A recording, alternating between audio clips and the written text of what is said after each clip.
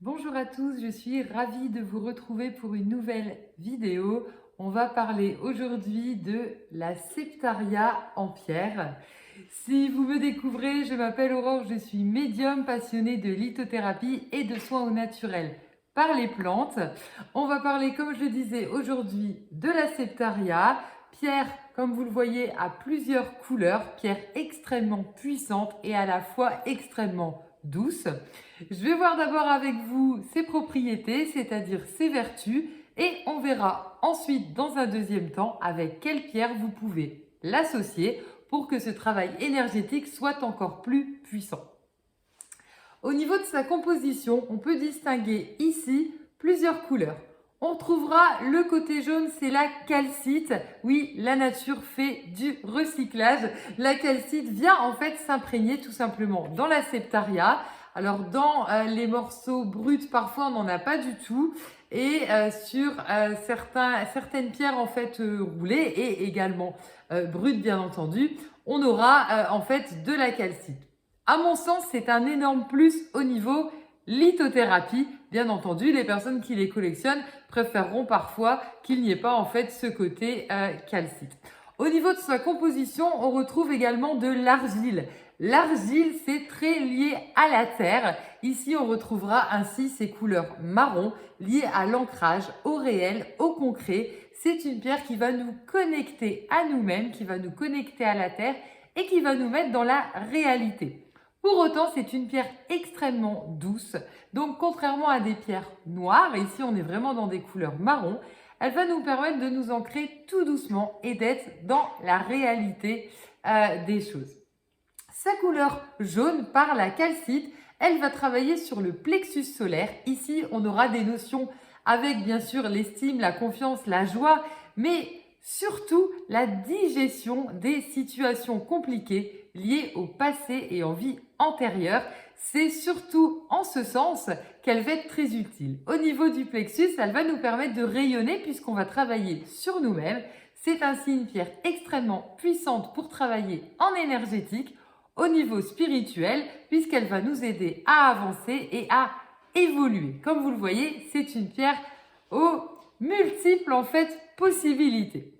La septaria est une pierre puissante qui existe principalement en fait en petites pierres, en galets, ce qui est très avantageux pour travailler avec au niveau méditation, mais vous pouvez aussi la placer la nuit sous l'oreiller pour pouvoir travailler sur l'inconscient et également sur les vies antérieures et toutes les situations un petit peu plus compliquées dont on n'a pas forcément ni l'envie ni comment dire je sais pas si on peut dire le courage, mais parfois c'est trop difficile aussi pour nous d'attaquer directement nos blocages. Ici, la septaria permettra à notre âme de travailler la nuit en la plaçant donc, comme je l'expliquais, soit sous l'oreiller, soit sur la table de chevet, puisque une taille galet comme ceci fait toute une pièce. C'est une pierre qui va être associée à la guérison. Quand on parle de guérison, elle a un fort magnétisme, donc on parle directement aussi du corps physique. En effet, rien que le fait de l'avoir dans les mains, elle va permettre un équilibre, c'est bien pour ça qu'elle a plusieurs couleurs aussi, elle va permettre un équilibre de nos énergies, elle va permettre aussi de débarrasser le corps des surplus, de l'énergie, j'ai envie de dire statique, électrique, énergétique, tout ce qui bouillonne en nous, tout ce qui est très compliqué. Et en même temps, c'est une pierre qui va nous recharger, nous requinquer. Elle va aller puiser dans nos forces intérieures et nous les révéler par sa couleur jaune. Ainsi, la septaria est vraiment une pierre très puissante au niveau énergie. Comme j'expliquais, elle est douce puisqu'elle nous nettoie et en même temps, elle nous requinque, elle nous recharge tout en douceur pour vraiment aller chercher au plus profond.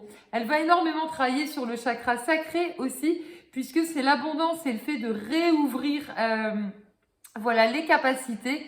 Et en ouvrant nos énergies indirectement, la septaria va permettre de nous connecter à la créativité. On parlait de réel et de concret, elle va vous permettre de vraiment mettre au goût du jour en fait ce que vous souhaitez faire, vos projets, tout ce à quoi vous avez réfléchi et que vous n'arrivez pas en fait à actionner. C'est ça, la septaria va vous permettre d'actionner, de vraiment mettre à profit, de vous booster au niveau niveau, comme j'expliquais, créativité, mais vraiment de s'y mettre, tout simplement.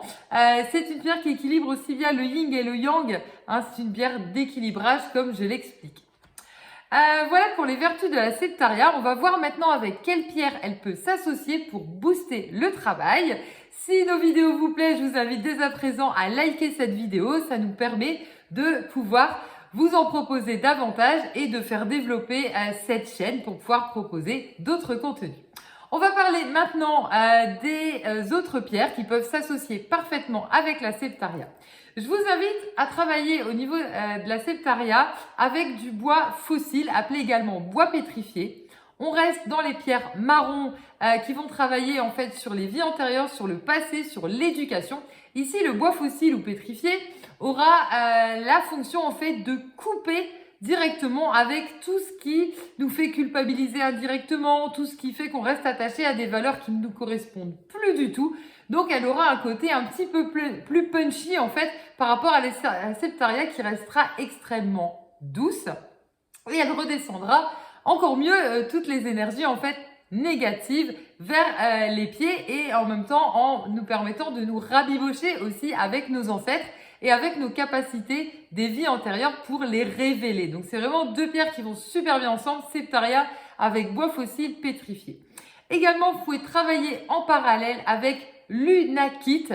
Unakite qui a deux couleurs. On retrouve le orange et le vert.